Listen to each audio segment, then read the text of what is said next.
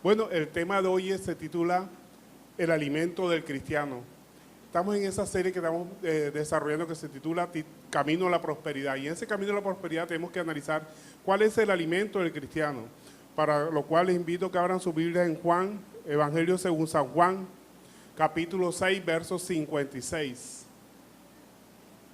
Evangelio según San Juan, capítulo 6, verso 56. Amén. Dice el verso 56, el que come mi carne y bebe mi sangre, en mí permanece y yo en él. Entonces, esto es lo importante. Aquí vemos cuál es el propósito, cuál es el verdadero alimento del cristiano. Dice, el que come mi carne.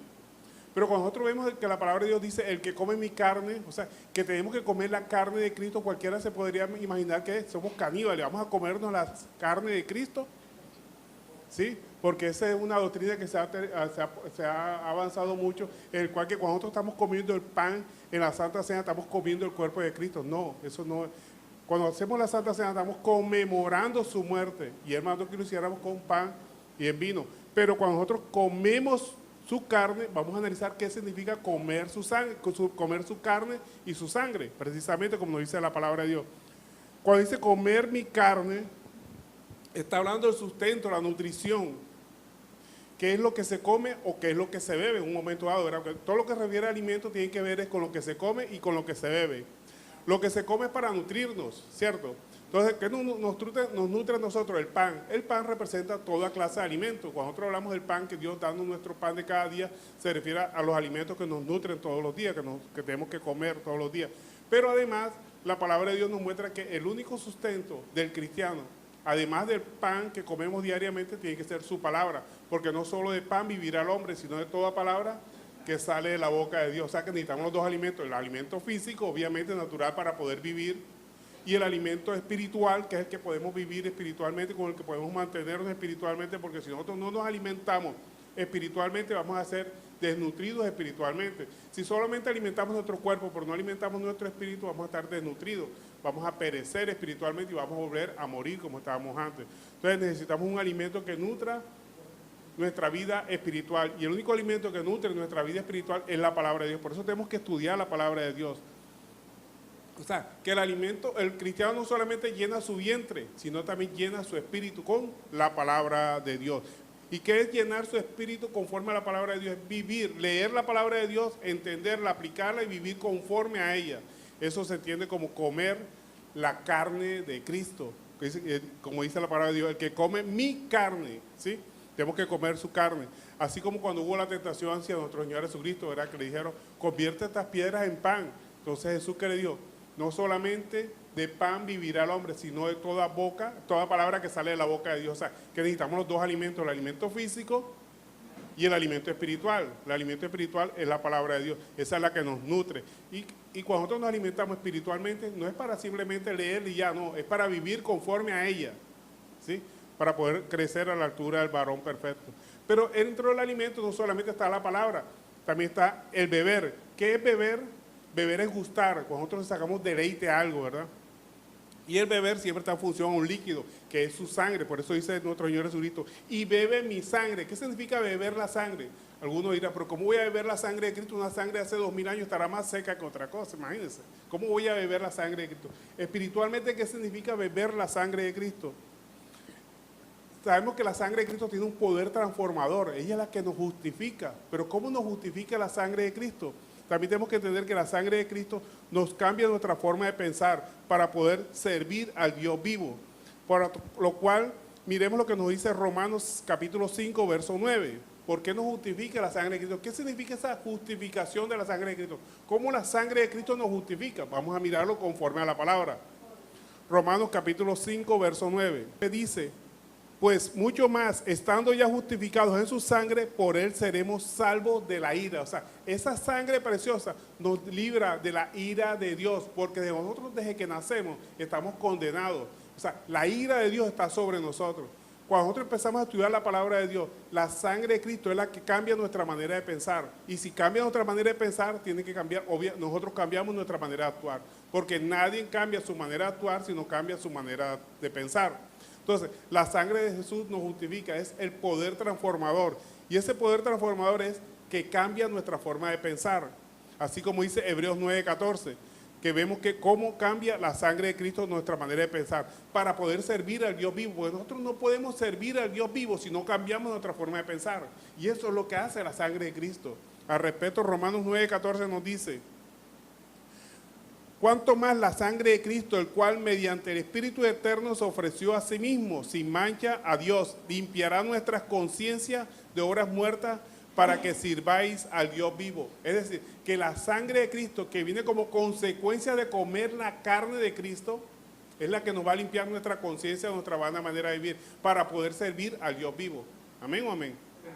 Entonces, ese es el poder transformador de la sangre de Cristo, cuando comemos y bebemos su sangre, que no tiene nada que ver con la Santa Cena. ¿Sí? Una cosa es la Santa Cena y otra cosa es comer la carne de Cristo y su sangre. Son dos conceptos completamente diferentes. 1 Pedro 1:18 nos dice cómo podemos servir al Dios vivo conforme a la sangre de Cristo. Mira que toda la enseñanza la estamos basando con la palabra de Dios. Cómo somos nosotros transformados conforme a la palabra de Dios con la sangre de Cristo. 1 Pedro capítulo 1 verso 18. Dice, sabiendo que fuiste rescatado de vuestra vana manera de vivir, la cual recibiste de vuestros padres, no con cosas corruptibles como oro y plata, sino con la sangre preciosa de Cristo, como de un cordero sin mancha y sin contaminación. Así como la sangre de los corderos anterior a la muerte de Cristo era el que limpiaba el pecado del pueblo de Dios, ahora la sangre de Cristo nos redime. Ya no necesitamos más sacrificios, porque el sacrificio de Dios, de Cristo en la cruz del Calvario, es único y valedero para toda la humanidad. Es el cordero ofrecido sin mancha. Entonces, vemos aquí como el beber la sangre de Cristo significa que es el poder transformador de la palabra de Dios en nosotros, que limpia, que nos justifica, que cambia nuestra manera de pensar para poder servir al Dios vivo. Porque nadie puede servir al Dios vivo si la sangre de Cristo no lo ha transformado. Entonces, cuando nosotros nos alimentamos conforme a la palabra de Dios espiritualmente, conforme a la comer carne de Cristo y beber su sangre, entonces Él permanece en nosotros y nosotros en Él. Cuando comemos su carne y bebemos su sangre. Así como dice el versículo que estamos leyendo en Juan 5:16. En mí permanece y yo en Él. Al respecto, los invito a que abran su Biblia en Juan, el Evangelio según San Juan, capítulo 6, verso 48. Aquí nos reafirma otra vez de que Él es el pan, Él es el alimento que nosotros necesitamos. Evangelio según San Juan, capítulo 6, verso 48, dice, yo soy el pan de vida, dice nuestro Señor Jesucristo. Amén. Entonces, ¿qué es el pan? Es el símbolo del alimento. Cuando nosotros comemos ese pan de vida que es Cristo, nos unimos a Él, somos uno en Cristo. Ese es el verdadero alimento de la palabra de Dios. Pero ¿cómo comemos ese pan? Ya lo vimos, ¿verdad? Ahora vamos a reafirmarlo, vamos a verlo más detalladamente. Comemos ese pan con la lectura de la palabra. Cuando nosotros leemos la palabra, ¿qué hacemos? Oímos y escuchamos a Dios. Cuando leemos la palabra. Usted quiere oír la palabra de Dios, quiere saber qué quiere Dios de usted. Abra la Biblia. No tienen que esperar que alguien le diga, Dios te dice. No, la palabra de Dios ya habló. Obviamente que Dios utiliza a muchas personas para confirmar lo que está aquí en la palabra de Dios. Nadie que venga como profeta le va a decir algo diferente a lo que dice la palabra. Le va a confirmar lo que dice la palabra. Ese es el espíritu de profecía, cuando hablamos conforme a la palabra de Dios. Usted quiere saber lo que Dios quiere de su vida, abra la Biblia, léala, óigala, escúchela. Oír y escuchar son dos conceptos diferentes. Óigala, léala, escúchala, o sea, grábesela, póngala por obra en su vida. Y entonces, cuando nosotros oramos, estamos hablando con Él. Esa es otra forma de alimentarnos. O sea, cuando leemos la palabra, Dios nos habla a nosotros. Y cuando oramos, le hablamos a Él. Esa es la comunicación que tenemos con Él. Conversar con Dios, hablar con Él. Oración es eso, hablar, conversar con Dios. Hable como un amigo de usted, con cualquier tema, los temas más que parecen a usted insignificantes, esos temas que usted habla con su amigo, ¿por qué no los habla también con Cristo? Él quiere ser su amigo y además de amigo, quiere ser su Dios, en el que usted confía en todo momento. Pero esa lectura y esa oración tienen que servir para algo, tienen que servir para que usted se ejercite como cristiano. Porque leer la palabra de Dios y orar, si no lo pone en acción, si no pone en práctica lo que usted oró, lo que usted leyó, lo que usted le dijo al Señor, no tiene ningún fundamento. O sea, el fundamento lo encontramos, la esencia de la lectura de la palabra y la oración la conseguimos cuando la ejercitamos. ¿Y cómo la ejercitamos? Cuando empezamos a servir a Dios, a hacer lo que Dios manda. Muchas personas cuando lo saludan dicen, ¿cómo está? Como Dios manda. No están haciendo lo que Dios manda, están haciendo como Dios le manda la situación, pero no están haciendo lo que Dios manda. Una cosa es como Dios manda y otra cosa es hacer lo que Dios manda. Cuando nosotros ya leemos la palabra de Dios, hemos orado, podemos hacer lo que Dios manda. ¿Y qué es lo que nos manda Dios? Dios nos manda varias cosas. Dios demanda a nosotros varias cosas. Primero nos dice que nos congreguemos. Porque algunos tienen por costumbre no hacerlo, ¿verdad? Pero algunos dicen, no, yo para qué me voy a congregar si va a predicar el hermano Pedrito, a mí no me gusta cómo predica él. O si va a coordinar Lucy, a mí no me gusta tampoco cómo coordina Lucy, va a cantar, uy, si van a poner a cantar a Juanito, imagínate, ese Juanito que no sabe ni cantar. Nosotros no nos tiene que interesar quién va a cantar, quién va a predicar, ni quién va a coordinar. Vamos a escuchar la palabra de Dios, ¿amén? Eso es lo importante. Cuando usted se va a congregar, es sin importar quién va a cantar, quién va a coordinar, ni quién va a predicar. Usted va a escuchar palabra de Dios. Pero es que usted dirá de pronto, es que fulano, Pedrito, cuando está leyendo la palabra de Dios, termina diciendo unas cosas que son incoherentes. Bueno, tome lo bueno de la palabra de Dios. Por lo menos dice un versículo. Estudie el versículo que dice Pedrito. De pronto los comentarios que él hace han salido de tono. Bueno, no tome los comentarios que él hace, tome la lectura de la palabra, que ahí sí no hay margen de equivocarse, que está bien, ¿verdad? Todo lo que leemos conforme a la palabra de Dios está bien. Entonces, nosotros cuando vamos a congregarnos, no tiene que importarnos quién canta, quién predica, ni quién coordina. Vamos a escuchar la palabra de Dios, no vamos a escuchar al hombre. Tesalonicenses 5:21 nos dice examinarlo todo, retener lo bueno. No nos dice que desechemos lo malo, no. Examínalo todo y retén lo bueno. ¿Y qué hacemos con lo malo? Utilízalo para estudiar. De pronto el Pedrito se equivocó en lo que estaba leyendo. Usted mira, por si aquí este versículo está diciendo contrario a lo que está diciendo Pedrito. Lo llama después y le dice, ven acá, aquí hay otro versículo que no está de acuerdo con lo que tú dijiste. ¿Sí? Que son momentos para estudiar más, no para confrontar tanto al hermano, sino para enseñarle también al hermano, porque nosotros como humanos nos podemos equivocar. Yo me puedo equivocar. De pronto usted tiene otro concepto y sabe otro versículo que de pronto no lo estoy exponiendo. Y me llama después que me baje de aquí, vea, hermano, usted se equivocó, mire lo que dice acá la Biblia. Yo se lo agradecería en el alma si usted me saca del error. ¿Amén o amén? Para eso vamos nosotros a la iglesia, para aprender y para sacar del error al que esté en el error. Porque ¿de qué sirve de pronto si vemos a fulanito que está acá predicando y se equivoca y no le decimos nada, sino que lo comentamos por allá entre nosotros? No me parece que lo que dijo Pedrito está bien. No, usted vio que el Pedrito se equivocó, vayan de él, le dice, lo llama, mire, usted lo que dijo está malo porque usted no tiene en cuenta este otro versículo. Amén. Eso es lo que tenemos que hacer como buenos cristianos, retener lo bueno. ¿Y qué hacemos con lo malo? No lo desechamos, sino lo utilizamos para aprender más, para profundizar, para enseñarle al que está en el error. Eso es lo que el Señor quiere. Entonces, que nos congreguemos sin importar quién va a predicar, quién va a coordinar, quién va a hacer las alabanzas, quién va a dirigir la alabanza, quién va a cantar. No nos interesa eso, vamos a alabar a Dios. Entonces, eso es poner en acción lo que hemos orado y lo que hemos leído en la palabra de Dios. Nos congregamos sin importar quién está ejecutando ya, porque al final lo que se está predicando es la palabra de Dios. Y si se está predicando la palabra de Dios, pues debe ser buena. Por lo menos los versículos que se esbocen, aunque se esbocen mal. Entonces, tenemos que congregarnos sin importar quién coordina, quién canta o quién predica. Pero también hay otra cosa que nos exige Dios, predicar la palabra. Porque ¿de qué sirve estarnos alimentando, leyendo palabra de Dios, orando, escuchando sermones? Y cuando salimos allá nos comportamos igual que la demás gente, con el mundo, no hacemos la diferencia. ¿De qué sirve la sal si no sala? ¿De qué sirve nosotros ser cristianos simplemente decir que somos cristianos porque nos congregamos en algún lugar? No, que la gente sepa que somos cristianos por nuestro actuar. No porque digamos, es que yo me congrego en tal parte, por eso soy cristiano. No, nosotros no somos cristianos porque nos congregamos en alguna parte, sino porque Cristo nos ha redimido y hemos cambiado nuestra manera de actuar. Gloria a Dios.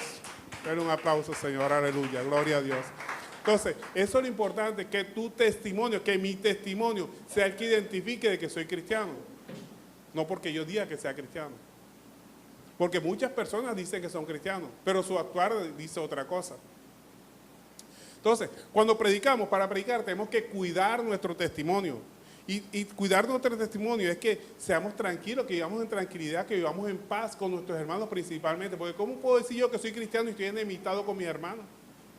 Estoy enemistado con el vecino, estoy enemistado con todas las personas que están a mi alrededor, ¿no? Pues no, eso da un mal testimonio de que somos cristianos.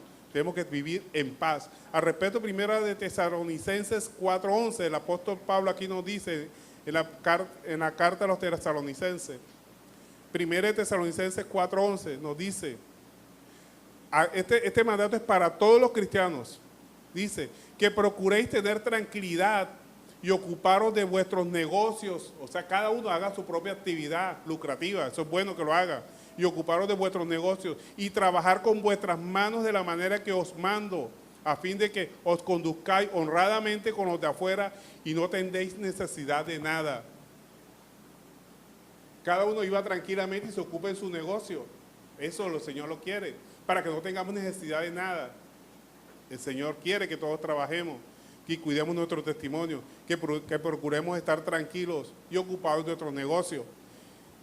Y lo más importante de predicar, ¿cuál es lo más importante de predicar además de nuestro testimonio? Hacer discípulos. En Mateo 28:19, palabras textuales de nuestro Señor Jesucristo dice, por tanto, id y haced discípulos a todas las naciones, bautizándolos en el nombre del Padre, del Hijo y del Espíritu Santo, enseñándoles que guarden todas las cosas que os he mandado. Y aquí que yo estoy con vosotros todos los días hasta el fin del mundo. O sea, cuando nosotros predicamos con nuestro testimonio y con nuestras palabras. Entonces tenemos que cuidar nuestro testimonio, que trabajemos honradamente para que no tengamos necesidad de nada y que hablemos de nuestro Señor Jesucristo, porque predicar es eso. Predicar no es combatir otras doctrinas. A veces empezamos a criticar a los católicos, a los testigos de Jehová, a los adventistas. No, eso no es predicar. Predicar es hablar de Cristo. Entonces tenemos que hablar de Cristo, enseñarle a las personas a conocer a Cristo. Así como dice la palabra de Dios, el que cree en mí, como dice la Escritura, o sea, tenemos que presentar a Cristo. De su interior correrán ríos de agua viva, para que el río de agua viva transformador regenere a esa persona a la cual le predicamos. Y el río de agua viva es el Espíritu Santo, que es el que regenera. Otra cosa característica que da esa acción de la lectura de palabra, de la oración constante, la acción es el ser bautizados con Cristo. Ser bautizados con Cristo. ¿Qué significa ser bautizado con Cristo? ¿Bajar a las aguas bautismales? No. Ser bautizado con Cristo es cuando usted se ha alimentado de la carne de Cristo, cuando ha bebido su sangre, cuando es uno con Cristo Jesús. El bautismo en agua no salva, el que salva es el bautismo en Cristo. ¿Cómo? Es cuando somos uno, cuando hemos... ¿Qué significa bautizar? Cuando dicen, han bautizado el agua, la leche, porque le han echado agua, ¿verdad? Pero mantiene las características fundamentales de la leche. Ha bautizado ustedes. Cuando nosotros nos bautizamos en Cristo, es que nos hemos unido con Cristo.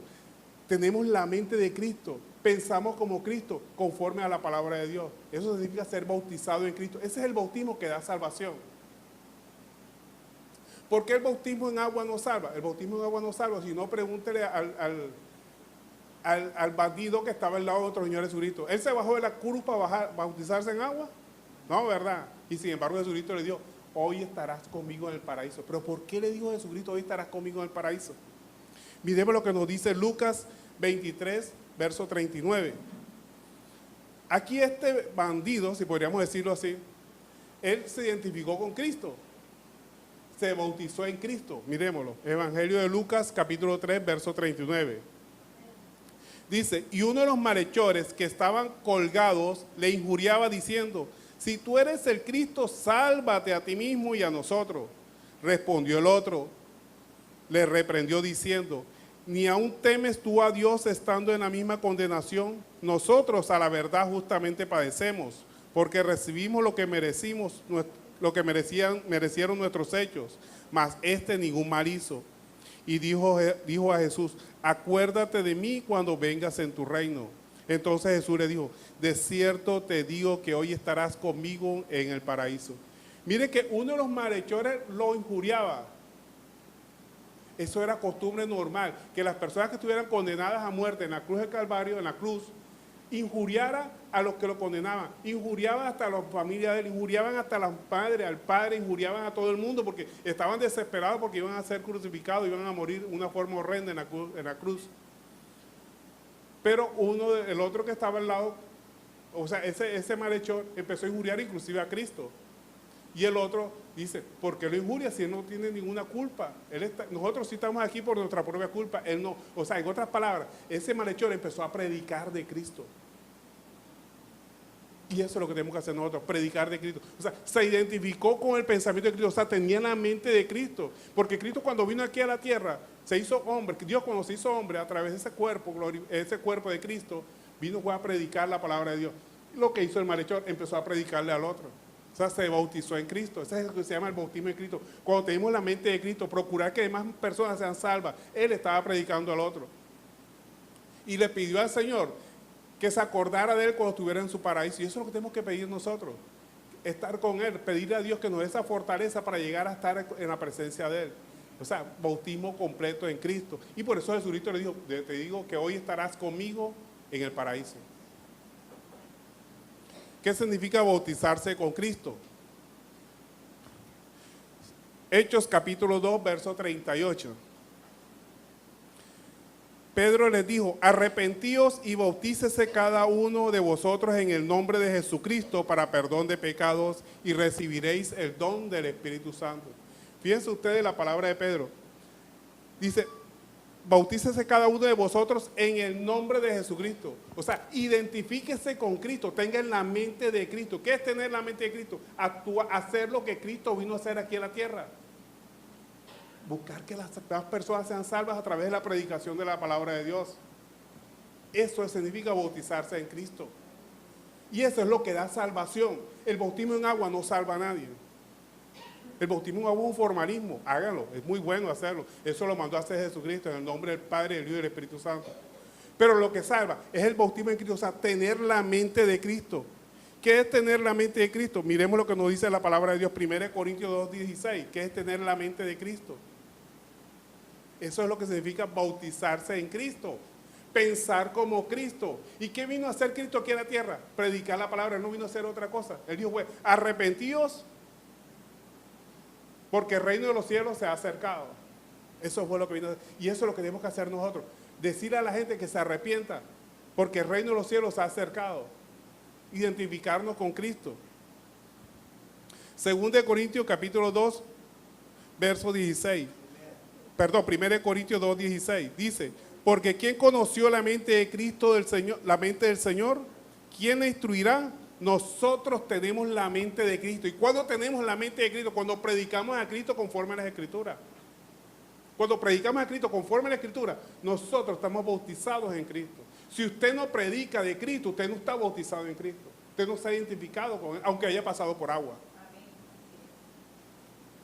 Y no estoy diciendo que no se bautice en agua, bautícese en agua, lo invito. Y de paso le estoy invitando a aquellos que no se han bautizado en agua, den ese paso de obediencia y se bauticen en agua. Pero lo que realmente salva es el bautismo en Cristo, que predique la palabra de Dios. Porque cuando nosotros empezamos a predicar la palabra de Dios, somos uno con Cristo, uno con Dios, así como Jesús era uno con el Padre. Juan capítulo 17, verso 21 nos confirma de que Jesús era uno con el Padre. Ellos eran uno solo. Evangelio de Juan, capítulo 17, verso 21 dice, para que todos sean uno, como tú, oh Padre, en mí, yo en ti, que también ellos sean uno en nosotros, para que el mundo crea que tú me enviaste, para que el mundo crea que Dios nos envió a nosotros a predicar el Evangelio, que estamos aquí para predicar el Evangelio. Cuando nosotros empezamos a predicar, a hacer lo que Cristo hizo aquí en la tierra, damos muestra de que estamos bautizados en Cristo, y eso es lo que da salvación. Entonces, tenemos que estar bautizados con Cristo, ser uno con Cristo. Cuando hablamos de bautismo, es unido, ¿sí? Cuando decimos que bautizaron, algunas veces pasa, ¿verdad? Esa sopa como que la bautizaron, llega uno a un restaurante y pide una sopa, y esa sopa la bautizaron, ¿verdad? Le echaron agua. Está mezclada. Entonces, nosotros tenemos que mezclarnos con Cristo, eso es bautizarse con Cristo, mezclarse con Cristo, identificarse con Cristo, hacer lo que Cristo vino a hacer aquí en la tierra. Eso es lo que da, ese es el bautismo que da salvación. Y todas estas cosas Cristo le enseñó ¿dónde? en la sinagoga. Cuando estaba en la sinagoga, así como dice Evangelio según San Juan, verso 6, capítulo 6, verso 59, en la parte final dice, estas cosas dijo Jesús en la sinagoga enseñando en Capernaum. O sea, que los sitios de reunión, aquí nos está enseñando de paso Cristo, de paso una enseñanza también de Cristo, que cuando nosotros nos sentamos, nos ponemos aquí al frente a predicar la palabra, es a predicar la palabra, no hablar de otra cosa, no hablar de mi vida, no hablar de que yo estuve por tal parte, no, es a predicar la palabra de Dios. Jesucristo cuando iba a predicar era a predicar la palabra, él no hablaba de otra cosa. Entonces, utilicemos el púlpito para predicar la palabra de Dios única y exclusivamente, no para otra cosa. Juan capítulo 6, verso 59 dijo, estas cosas dijo en la sinagoga, enseñando en Capernaum. Ese es el objetivo de la predicación de la palabra. Cuando nosotros nos reunimos a escuchar palabra de Dios, ¿qué vamos a escuchar nosotros? Palabra de Dios, ¿verdad? Exactamente, eso es lo fundamental que tenemos en cuenta. Entonces, el alimento del cristiano, recordemos, ¿qué es el alimento del cristiano? Comer la carne de Cristo y beber su sangre. Pero comer la sangre de Cristo no significa literalmente que nos estamos comiendo la carne, o sea, como si fuéramos unos caníbales, sino alimentarnos de su palabra. Eso es comer la sangre de Cristo. Hablar con Cristo a través de la oración y poner por obra todo eso que nosotros hemos leído y que hemos hablado con Él. Ponerlo en acción. ¿Qué es poner en acción la palabra de Dios? Predicar la palabra de Dios y bautizarnos con Cristo. O sea, hacer la obra del Señor. Para eso nos mandó el Señor. Para eso estamos aquí. ¿Cuál es el objetivo? ¿Qué quiere saber usted para qué Dios lo tiene aquí en esta tierra? Para que usted sea salvo y que a través de usted otras personas puedan ser salvas. No es más. Y de ahí lo demás son añadiduras. Lo demás pura añadidura. Buscar el reino de Dios y su justicia y las demás cosas vienen por añadidura. Nosotros estamos aquí buscando salud y buscando prosperidad económica. Estamos buscando el reino de Dios y su justicia. Y las demás cosas vienen por añadidura. Porque ¿cómo va a ser posible que nosotros le sirvamos a un rey que es el dueño del oro y la plata y nosotros estemos pasando por necesidad? Tiene que está pasando alguna de las dos cosas. O Dios es mentiroso o nosotros no nos estamos identificando como hijos de Dios. Entonces, como Dios no es mentiroso, o sea, todo hombre es mentiroso y Dios veraz. Entonces somos nosotros los que nos estamos comportando como hijos de Dios. Tenemos que ver que tenemos que cambiar nuestro actuar, identificarnos plenamente como hijos de Dios. Gloria a Dios. Entonces, ya analizamos lo que es el alimento del cristiano. Ahora, ¿cuál es lo contrario al alimento del cristiano? El ayuno del cristiano. ¿Cuál es el ayuno del cristiano? Entonces, esa es la otra parte de la segunda parte de la enseñanza de hoy. El ayuno del cristiano. El ayuno del cristiano no es más que hacer todo lo que al Señor le agrada. Básicamente ese es el ayuno del cristiano, hacer todo lo que Dios le agrada, porque a veces hacemos cosas que le desagradan al Señor, aunque creemos que le agrada. Primero miremos que hay varias clases de ayuno, ¿verdad? Está el ayuno religioso, es el no hacer, el no comer, el no fornicar, el no adulterar. Son varias clases de ayuno religioso, dejar de hacer, dejar de alimentar la carne, dejar de hacer las cosas que a Dios le desagrada. Eso se conoce como ayunar, el ayuno religioso. Pero hay ayuno como manifestación política, como la huelga de hambre. Esa es otra clase de ayuno, no tiene nada que ver con lo religioso. Y hay otros ayunos que son como técnica curativa, que lo utiliza mucho en la medicina alternativa, y que son muy benéficos esos ayunos en ciertas áreas, que no coma determinados alimentos porque eso le favorece, bueno, cosas por el estilo. Pero estas tres clases de ayuno, tanto el ayuno religioso como las manifestaciones políticas y las técnicas curativas, le sirven a una persona, le sirven a la persona que la practica. Yo no estoy diciendo que no haga ayuno religioso, que de un día le ofrezca no desayunar para el Señor porque el Señor se lo puso en su corazón. Si el Señor se lo puso en su corazón y usted está en bien hacerlo, hágalo. La Biblia no lo prohíbe. Hágalo. De hecho, en el libro de los Hechos se habla de muchas partes que los apóstoles hacían oraciones y hacían ayunos. Eso beneficia a la persona que lo hace. Busca el beneficio personal, físico, ayuda a la persona que lo realiza. Pero hay otra clase de ayuno, que es el ayuno piadoso, y ese es el que vamos a analizar, que es el centro del cristianismo, el ayuno que Dios quiere de nosotros, que es el hacer obras de justicia, de paz y de misericordia, que no benefician tanto a la persona que lo hace, sino beneficia a otras personas. ¿Cuál es esa clase de ayuno? El que busca agradar a Dios cuando aplicamos la palabra de Dios, buscar la paz con los hermanos. Ese es el verdadero ayuno que Dios quiere, así como dice Isaías 58, que perdonemos al que nos ha ofendido, el verdadero ayuno que Dios quiere, el buscar el gozo y el deleite de otras personas a través de la predicación de la palabra de Dios, ayudar a nosotros mismos. Miremos lo que nos dice, repito, Isaías 58, verso 11. ¿Cuál es la finalidad de este ayuno piadoso? Cuando hacemos obras de piedad, obras de misericordia, obras de justicia, obras de gozo. Isaías 58, verso 11. Nos dice, Jehová te pastoreará siempre. Cuando usted empieza a hacer obras de misericordia, obras de paz, de gozo. Y en la sequía saciará tu alma y dará vigor a tus huesos. Y serás como huerto de riego y como manantial de agua cuyas aguas nunca faltan. Y los tuyos, aquí viene lo más importante también, y los tuyos edificarán las ruinas antiguas. Los cimientos de generación en generación levantarás y serás llamado reparador de portillos, restaurador de calzadas para habilitar. Amén. Entonces, ¿por qué este ayuno es importante? Porque es el ayuno que agrada al Señor. El ayuno que Dios quiere, básicamente el que más agrada al Señor, no es el de alimento ni de bebida, es de justicia, de paz y de gozo en el Señor. Ese es el ayuno que Dios quiere que nosotros tengamos en nosotros. ¿Qué es hacer obra de justicia? Buscar agradar a Dios al aplicar la palabra a nuestra sociedad, en nuestra sociedad. Buscar la paz con todas las personas. Perdonar al que nos ha ofendido. Ese es el verdadero ayuno que Dios quiere. Porque muchas veces nosotros no queremos perdonar, ¿verdad? Y somos así rancios a perdonar. Entonces, el Señor quiere que perdonemos en todo momento. Ese es el verdadero ayuno que le agrada a Dios. Ahora, hay muchos requisitos para aplicar el ayuno cristiano, el ayuno que Dios quiere de nosotros, el ayuno piadoso. Al respecto, le invito a que me acompañe en Gálatas 5:16. Vea, para nosotros practicar el ayuno que a Dios le agrada, tenemos que vivir en el Espíritu. Y aquí Gálatas nos dice cómo tenemos que hacer nosotros para vivir en el Espíritu.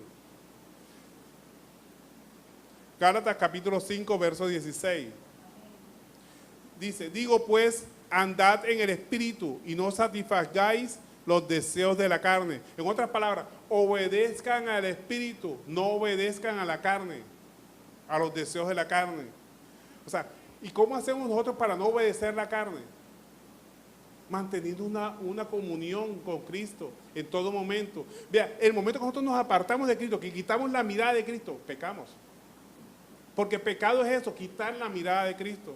Cuando usted lo ofende y encima responde con 5, es porque usted quitó la mirada de Cristo. Pero si usted lo ofende y usted mira a Cristo y vuelve a mirar al hermano, ¿qué le viene? Una mirada de amor enseguida, lo perdona. Así lo hayan ofendido a usted. Si usted quita la mirada de Cristo, como decimos en la costa, perdió el año. Cualquier cosa le parece mala, aunque haga a la persona un buen acto, usted con la mirada apartada de Cristo, todas las cosas le parecen malas, todas. Inclusive, si usted mira el caso de Adán y Eva, ¿cuál fue el pecado de Adán y Eva? Cuando Eva vio la fruta, ¿verdad? Eva ve la fruta apetecible, deseable, deliciosa a los ojos, a la vista. ¿Ahí pecó ella? No. Cuando se apartó de la presencia de Dios. Cuando ella se apartó de la presencia del Señor, es cuando nació en su corazón el deseo por algo que Dios le había prohibido, porque era malo para ella. Le nació la concupiscencia cuando quitó la mirada de Cristo. Porque ¿qué es concupiscencia? Concupiscencia son los deseos sobre bienes terrenales y deseos desordenados sobre cosas terrenales. Deseos desordenados, porque hay cosas que son buenas, ¿verdad? Comer es bueno, pero comer desordenadamente, comer, ya entra en concupiscencia. Hay muchas cosas que son buenas, pero cuando lo hace desordenadamente, cuando lo hace contraviniendo las leyes divinas, entra en concupiscencia. Ya Dios le había dado un mandato, de este árbol no comerá. Ella no, como no miraba el árbol, porque estaba mirando a Dios, ni siquiera se le ocurría mirar al árbol. Pero cuando quitó la mirada de Dios y puso la mirada en el árbol, fue cuando ella pecó, cuando quitó la mirada de Dios, no cuando puso la mirada en el árbol. Cuando quitó la mirada de Dios. O sea, siempre que nosotros quitamos la mirada de Cristo, pecamos. A usted lo ofenden, mira a Cristo. A usted le hacen algo malo, mira a Cristo. A usted le hacen algo bueno, mira a Cristo para que no se infle tanto. En todo momento tenemos que poner la mirada en Cristo. Por eso dice la palabra de Dios, puesto los ojos en Jesús, el autor y consumador de la fe. Siempre con la mirada puesta en Cristo. Se va a vestir, mire a Cristo. Va a hacer determinada cosa, mire a Cristo. Va a hablar de determinada persona, mire primero a Cristo. Para ver si puede hablar mal o hablar bien. Entonces, siempre con la mirada puesta en Cristo. Entonces, nos sigue diciendo Gálatas 5:17, dice, porque el deseo de la carne es contra el espíritu y el espíritu es contra la carne. Y estos se oponen entre sí para que hagáis lo que quisieres. Sigue diciendo el verso 18, pero si sois guiados por el espíritu no estáis bajo la ley. Y manifiestas son las obras de la carne, que son adulterio, fornicación, inmundicia, lascivia, idolatría, hechicería, pleitos, celos, iras, contiendas, disensiones, herejías, envidias, homicidios, borracheras, orgías y cosas semejantes a estas, acerca de los cuales os amonesto, como ya os he dicho antes, que los que practican tales cosas no heredarán el reino de los cielos, de Dios. En otras palabras, el pecado no es adulterio, no es fornicación, no es inmundicia, no es enemistad, no es pleito, esas son obras de la carne. El verdadero pecado es estar apartado de Dios. Porque usted está agarrado de Dios. ¿Usted cómo va a hablar mal de alguien? ¿Usted cómo va a fornicar? ¿Usted cómo va a hacer obras de inmundicia? ¿Cómo va a adulterar? ¿Cómo va a hacer idolatría? ¿Cómo va a hacer hechicería si está agarrado de Dios? O sea, el verdadero pecado es apartarse de Dios. Muchos le decimos que pecado es adulterio. No. El adulterio es una manifestación del pecado. No es pecado, es obra de la carne. No estoy diciendo que lo hagan, ni mucho menos. Es una manifestación de las obras de la carne. Consecuencias del pecado, de estar apartado de Dios. Nosotros, si obedecemos el Espíritu de Dios, ya no estamos obligados a obedecer la ley. Mientras yo tenga la mirada puesta en Cristo, yo no tengo por qué obedecer la ley. La ley que dice, no matarás, no robarás, pero si yo estoy mirando a Cristo, la ley me pasa por encima y no hago nada. No me afecta porque tengo la mirada puesta en Cristo. ¿Cómo voy a matar? ¿Cómo voy a robar si tengo la mirada puesta en Cristo? ¿Cómo voy a adulterar? ¿Cómo voy a fornicar? ¿Cómo voy a hacer obras de hechicería si tengo la mirada puesta en Cristo? Entonces, con la mirada puesta en Cristo, usted no hace obras de la carne. Entonces, es hora de que cambiemos el concepto a qué es pecado y qué no es pecado. El verdadero pecado es quitar la mirada de Cristo. Ahí fue el pecado de Adán y Eva. Quitaron la mirada de Cristo y la pusieron en el árbol. ¿En qué árbol tienes puesta la mirada? ¿La tienes puesta en un árbol o la tienes puesta en Cristo? Si quita la mirada de Cristo, está el pecado enseguida. Entonces, la ley es como un examen que usted le hace para ver si tiene pecado en su vida. Si una persona, usted la ve que tiene 2 mujeres, 3 mujeres, ya está en pecado. ¿Por qué está en pecado? ¿Porque tiene 2 mujeres? No, porque está apartado de Cristo. Y porque está apartado de Cristo tiene 2 mujeres. ¿Está borracho? ¿Está en pecado? Sí, pero no porque está borracho. Porque quitó la mirada de Cristo, está borracho. Porque si quitó la mirada de Cristo, si hubiera puesto la mirada en Cristo, no estuviera borracho. ¿Está robando? No está en pecado, pero está robando. Está robando porque quitó la mirada en Cristo. Todo, el origen de todos los males es quitar la mirada de Cristo. Cuando usted pone la mirada en Cristo, usted no peca, usted no roba, usted no se emborracha, usted no fornica, usted no adultera, usted no hace nada, porque tiene la mirada puesta en Cristo. Al respecto, Romanos capítulo 7, verso 7 nos da una excelente definición. Romanos capítulo 7, verso 7 nos dice, ¿qué diremos pues? ¿La ley es pecado? En ninguna manera. Pero yo no conocí el pecado sino por la ley, porque tampoco conocí la codicia si la ley no dijera, no codiciarás. Y aquí es donde entra el concepto de concupiscencia, que son los deseos de bienes terrenales. Cuando usted tiene en su corazón puros deseos terrenales, ¿cuáles son los deseos terrenales? Prosperidad económica, salud, bendiciones. Esos son deseos terrenales. No, ponga la mirada en Cristo. Desea estar con Cristo, desea hacer la obra de Cristo y las demás cosas vienen por añadidura. Todos deseamos bienes materiales, pero no, usted tiene que desear en su corazón, son los bienes espirituales. Y como consecuencia de eso van a venir los espirituales. Así como Salomón no pidió cosas terrenales. Todos los deseos de él era poder administrar el pueblo de Dios. Pidió sabiduría para administrar el pueblo de Dios a cosas espirituales. Y como consecuencia de esa le vinieron largura de día, le vino riqueza, le vino todas las consecuencias que ustedes conocen que recibió. Entonces, lo importante es que mantengamos la mirada en Cristo. Fuera de Cristo, dijo mismo el Señor Jesucristo, dijo, sin mí nada podéis hacer. Todo lo que vayamos a hacer, pongámoslo en manos del Señor y verá que siempre será para bien. Todo. Si vamos a trabajar, si vamos a desempeñar una nueva labor, si vamos a estudiar, Si vamos a hablar con alguien, póngalo primero en manos del Señor. Todo lo que hagamos, pongámoslo en manos del Señor y verá que siempre será para bien. Amén o amén. Amén. Gloria a Dios. Entonces, esta ha sido la enseñanza para hoy. ¿Cuál es el alimento del cristiano y cuál es el ayuno que Dios quiere de nosotros?